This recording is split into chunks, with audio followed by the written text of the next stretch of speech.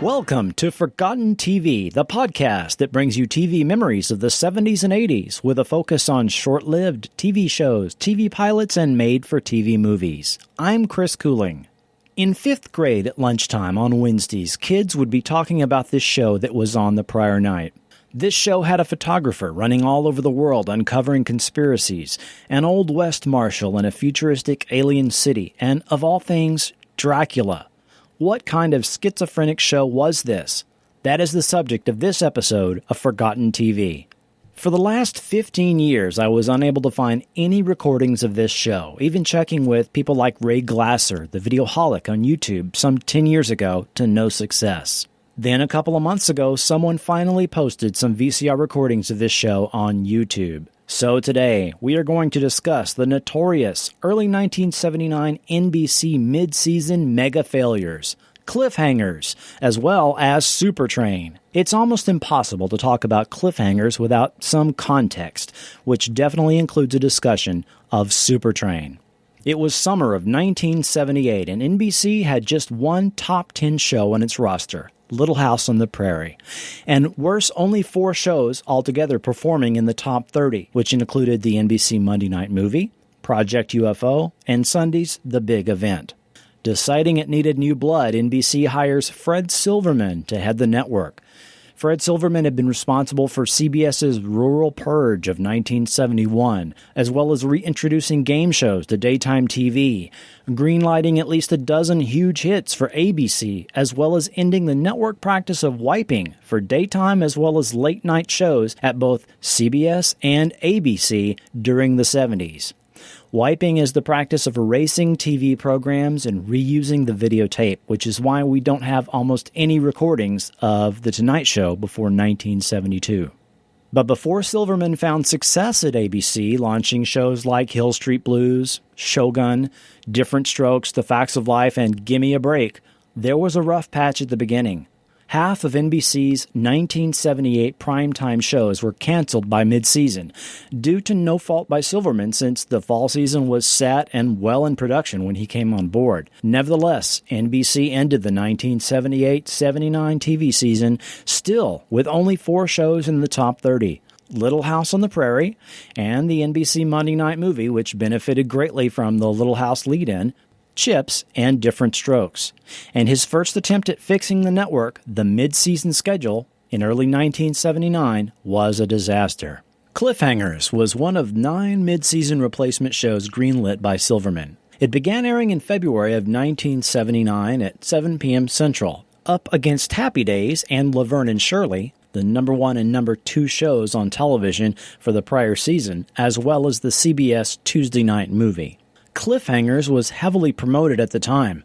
Let's hear one of those promos narrated by the great Don Pardo. Cliffhangers, 3 continuing action-packed stories in one show. First, The Secret Empire. Marshal Jim Donner rides out of the past right into the future and discovers a secret city beneath the earth, filled with wonders and packed with thrills, far beyond the dreams of mortal men. A city ruled by an evil emperor whose one goal is to control all mankind. Next, a beautiful newspaper reporter travels the globe to uncover a plot which will end the world. But when this ring of master spies finds she's hot on their trail, all they want to do is stop Susan Williams. Then it's Dracula 79. The Prince of Darkness has returned to cast his spell upon the unwary. But the evil Count will never rest in peace, for Kurt and Mary have sworn to end his immortal reign. Can goodness triumph, or will Dracula rule the day? Watch Tuesday on NBC. They don't call them cliffhangers for nothing. Yes, Cliffhangers was an attempt at reviving the old movie serial format. Movie serials used to play before a feature presentation, very popular in the 1930s and 1940s at movie theaters. These serials were divided into chapters, screened at a movie theater for 1 week, and typically ended with a cliffhanger in which characters found themselves in perilous situations with little apparent chance of escape. It seems that NBC may have been aiming to both a young audience that did not really get the 1950s nostalgia offered by Happy Days, as well as an older audience that remembered the movie serials of yesteryear. The segments were usually each 20 minutes long in the tradition of the old two-reel length of a movie serial of the 1930s and 40s. Produced by Universal Television, supposedly this had a production cost of $1 million per episode, making it the most expensive TV show to date. That expense is hard to see on the screen watching it now, but I'll have more thoughts on that later. To emphasize the serial nature of the show, the stories began in progress.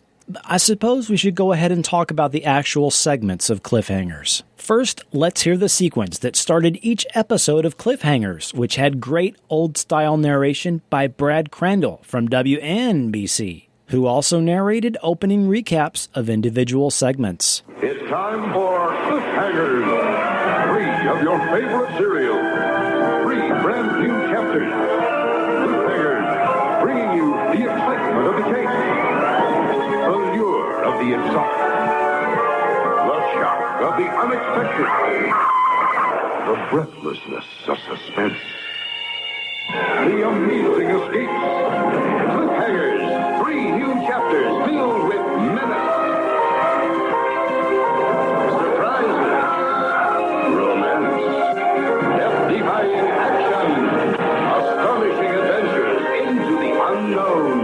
And just when all looks hopeless against impossible odds, the thrill of the rescue. Cliffhangers, bringing you tonight Chapter 2 of Stop Susan Williams, Chapter 3 of The Secret Empire, and Chapter 6 of The Curse of Dracula. All 3 tonight on Cliffhangers. In the original order, the first segment, contrary to the promos, was Stop Susan Williams. Created by Kenneth Johnson, who was the creator of all the Cliffhanger segments, Susan Anton and Ray Walston stars in Stop Susan Williams.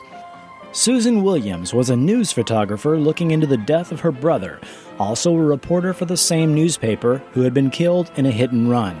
Although the police ruled his death accidental, Susan was certain it was murder. He had been investigating what he called the biggest story anyone ever uncovered, an international conspiracy to orchestrate an event which would shock the world. Here's a typical opening narration. Believing that her brother was murdered while trying to uncover a shocking news story, photographer Susan Williams searched his New York apartment and discovered an address book containing certain names which may be clues to her brother's death. But someone else was also seeking the address book, forcing Susan to a precarious hiding place.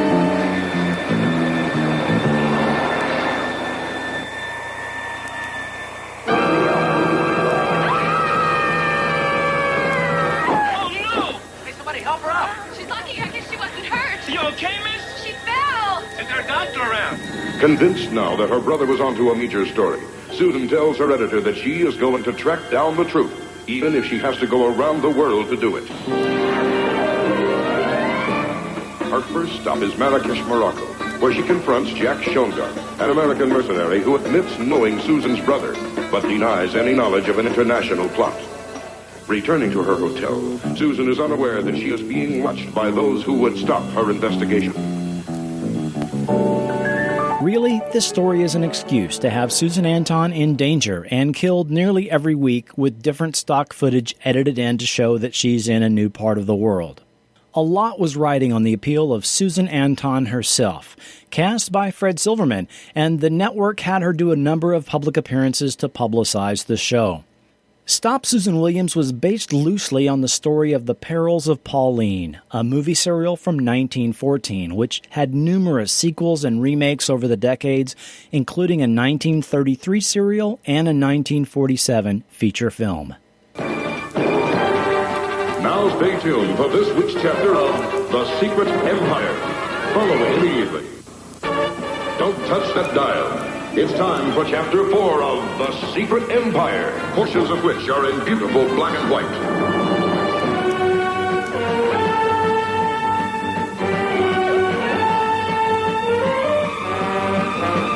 The Secret Empire, starring Jeffrey Scott, Carlene Watkins, Stephanie Kramer, and Mark Leonard. Set in 1880, While chasing a band of gold thieves, the Phantom Riders, Marshal Jim Donner stumbles on a secret underground city populated by aliens known as Chimera. The city is on the brink of civil war as Emperor Thorval, played by Mark Leonard, is experiencing a rebellion of citizens beginning to resist his Compliatron. Let's hear one of those great opening narrations. In Wyoming of 1880, several gold shipments destined for the Denver Mint had been stolen by a mysterious group of Phantom Riders. U.S. Marshal Jim Donner was investigating the thefts when he was led into an ambush. He escaped and took with him a strange key belonging to the Riders. Jim was pursued to the very brink of disaster.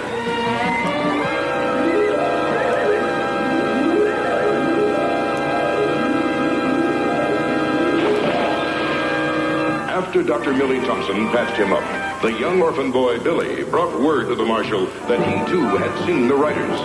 Once inside a cave, however, the mystery continued to deepen.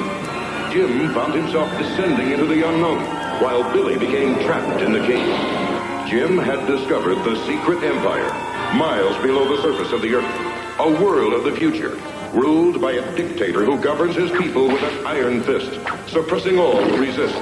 Marshal Donner learns that the Emperor plans to extend his reign to the surface. But before Jim can take any action, he is pursued by the Emperor's shadow guards.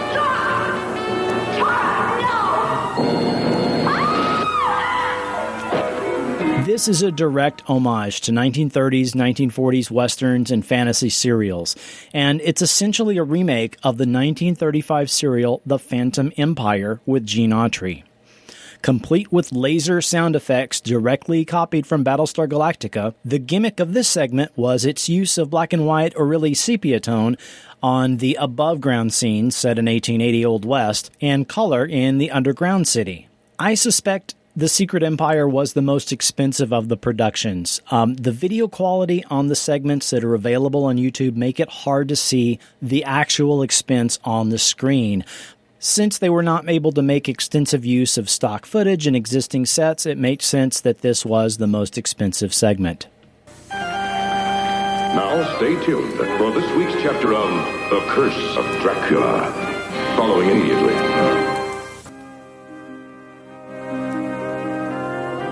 The Curse of Dracula, starring Michael Nouri, Stephen Johnson, and Carol Baxter. In modern-day 1979 San Francisco, 512-year-old Dracula is undead and well and teaching European history at Knight College. He had brought 20 coffins filled with Transylvanian soil with him to the United States and had hidden them throughout the area.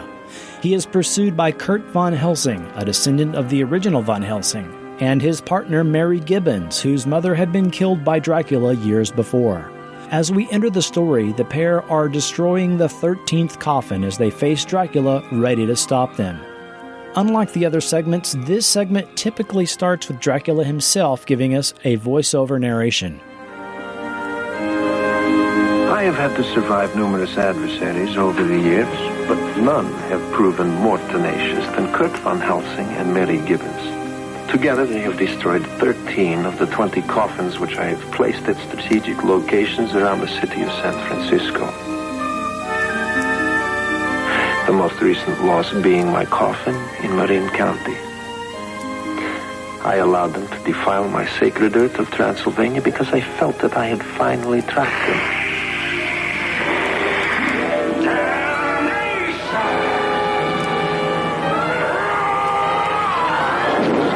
Prepared the old barn with gasoline. The flames spread rapidly.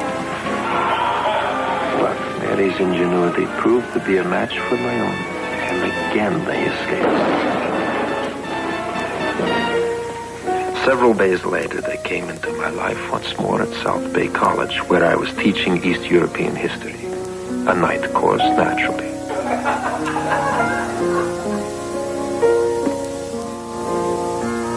When I recognized Mary in my class, I was surprised to feel a certain pleasure within myself. I am becoming intrigued with her. There is some obsession in her eyes which fascinates me. I invited her to my home, perfectly aware that Von Helsing would not be far behind. It was not difficult to put him off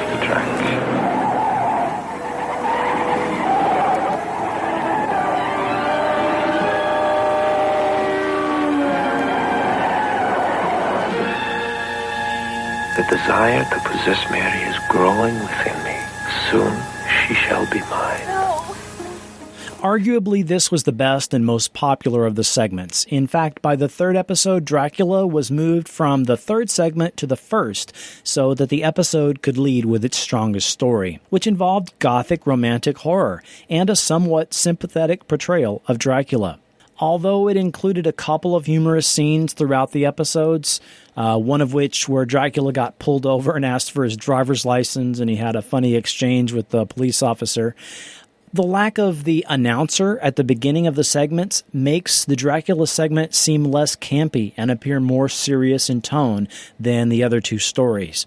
And Dracula was the only segment that actually completed its storyline during the short run of the show.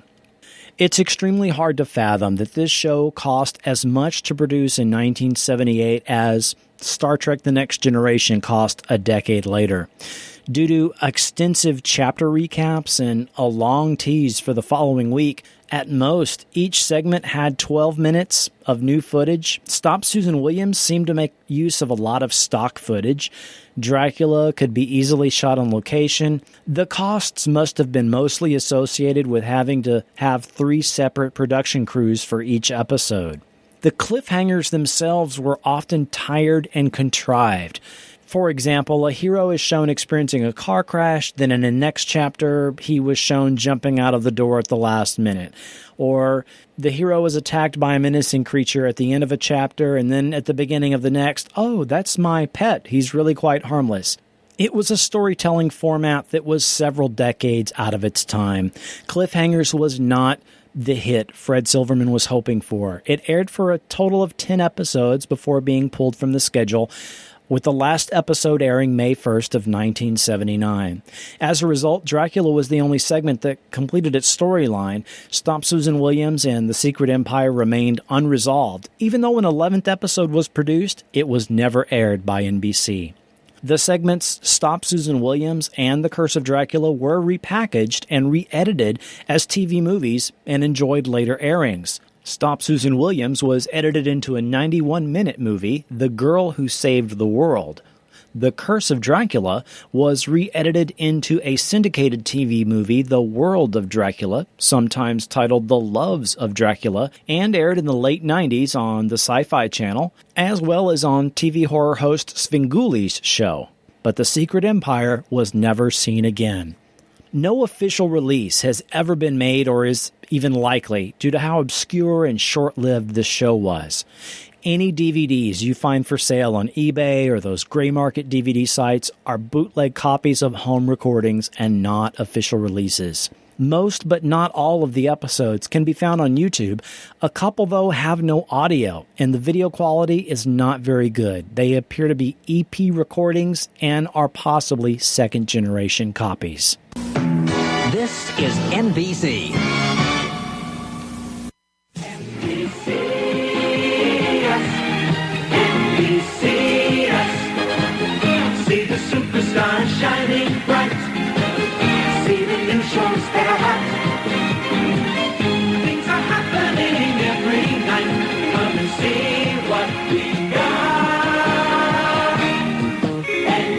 NBSee Us. NBSee Us this fall. The 2-hour premiere of Supertrain. Loaded with mystery. I think somebody's trying to kill me. Filled with fun. What, how long you think he'll be able to stay down? And packed with action. Supertrain. Catch it tonight, followed by Quincy on the new NBC. Cliffhangers was just one of 9 new mid-season shows NBC slotted for early 1979. By far, the most notorious failure of these shows was the ambitious and expensive Supertrain. A network-owned show, Supertrain was produced and financed by NBC and possibly cost up to $10 million to construct the models and sets by the time all was said and done. Sets which included a full-size mock-up of the engine and first car that passengers could board during opening scenes. One of the train models infamously crashed during production and had to be rebuilt, further inflating costs. Supertrain was heavily promoted in print, TV promos, and on the Today Show. I suppose we should cover what the show was about.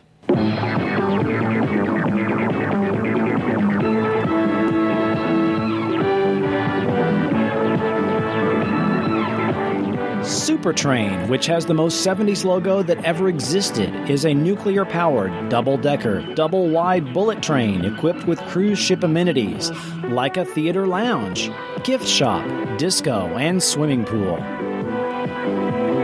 Cruising at 190 miles per hour, the train makes traveling from New York City to LA a 36-hour trip. Suspiciously similar to another show, the plots concerned the passengers' social lives, usually with multiple intertwining storylines, and most of the cast of a given episode were guest stars. Your Supertrain crew included Edward Andrews, Harrison Page, Robert Alda, Patrick Collins. If all this sounds very familiar, it should. This was an obvious attempt by NBC to have its own Love Boat, which was a top 20 show for ABC. The 2-hour premiere movie had decent ratings, but did not translate to good ratings for the series, which dropped like a rock the following week. The premiere was up against the photo finish episode of The Amazing Spider-Man on CBS and a 2-hour Charlie's Angels. Regular Wednesday night airings, it was up against Spider-Man and 8 is Enough. The premiere movie had guest stars Steve Lawrence, Don Meredith, Vicki Lawrence, George Hamilton, Stella Stevens, and Fred Williamson. Many of these stars extracting top dollar for their appearances. The plot revolved around a mysterious assassin making repeated attempts on the life of a passenger, played by Steve Lawrence. The dramatic failure of the show is often incorrectly blamed on Fred Silverman, but really the show was already greenlit by previous executive Paul Klein and was in early production when he came on board. He did push the premiere to mid-season, which is why the failure of the show is usually laid at his feet. Let's hear Fred himself discuss Supertrain in this 2001 interview. This was actually Paul Klein's idea. The idea to do Supertrain is one of the few times I agreed with him, about anything. And I said, that's a terrific idea, let's do it. And we went to Dan Curtis, who went on after Supertrain to do Winds of War and War and Remembrance. So, he was pretty good producer, but he kind of lost his way on this one and just felt that the way to do a series like this is to just throw money at it. So we had a set that cost about $10 million to build. You could have built a railroad station for what they did at MGM. It just was a great idea that was terribly executed. That's about all I can say. Fact is that the show opened with a 38 share. It had a very strong opening. And it opened, there was a blizzard that year, so everybody in the world saw it. It was a big, big rating. And then the shows were just lousy shows, and it plummeted. If I had it to do all over again, I think it's a great idea to do a drama. What we attempted to do was Hitchcock every week on a train, but to do really good suspense stories with some humor. And it was a good idea. We just didn't have the right people to execute it. The 3 Mile Island accident of March 28, 1979 probably didn't help public perception of a show about an atomic-powered train. Also, unlike The Love Boat, which had a very predictable, familiar, formulaic format, it was unclear what this show was supposed to be. A serious thriller? A lighthearted thriller? The premiere movie had an uncomfortable storyline involving domestic abuse, and it did not tonally match the rest of the plot.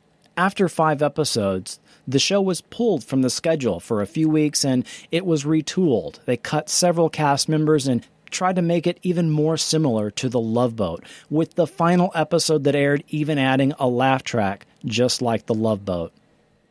There were actually 3 versions of the opening theme song, each more disco than the last.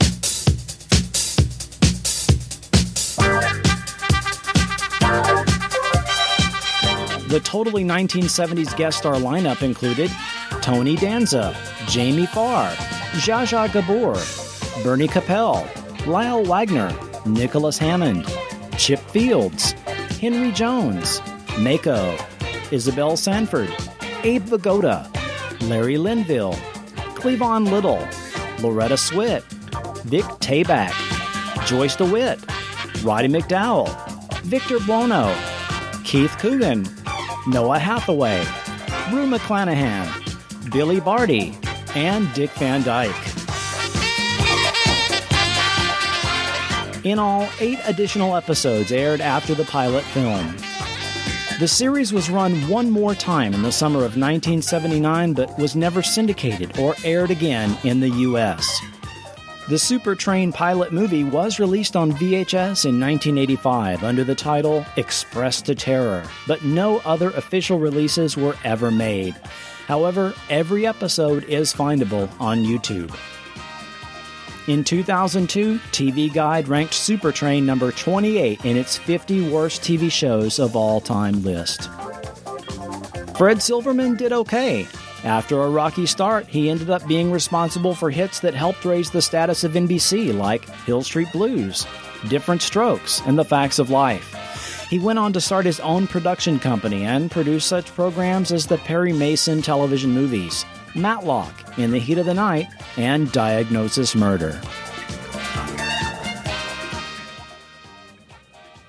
Next time on Forgotten TV... Lost in the Devil's Triangle, trapped in a dimension with beings from the future and from other worlds, a party of adventurers journeys through zones of time, back to their own time. It's the Fantastic Journey, next time on Forgotten TV. Forgotten TV is not affiliated with NBC, Universal Television, Dan Curtis Productions, or Studios USA Television. Cliffhangers and Supertrain are the property and trademarks of NBC and Universal Television, and no infringement is intended. Audio clips are included for the purposes of review, commentary, and criticism only, and are not intended to infringe. And I'd like to thank the following YouTube channels for making this episode possible. Rob at Sea 2009, Sylvie Nickerson, Martin Hughes, Trust Fund Challenge, Operator 35, and a special thanks to the Archive of American Television, TVobscurities.com, as well as the unofficial Supertrain website. All of these will be linked up for you in the show notes. Forgotten TV is now a member of the Frequent Wire Podcast Network. To find other great podcasts, click the link to Frequent Wire in the show notes.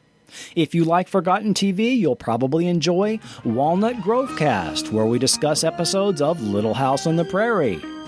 Subscribe to Forgotten TV on iTunes, Stitcher, or wherever you get your podcasts. To interact with me on Facebook, Twitter, YouTube, or to easily support the show by doing your regular shopping on Amazon, that's all linked up for you at forgotten.tv.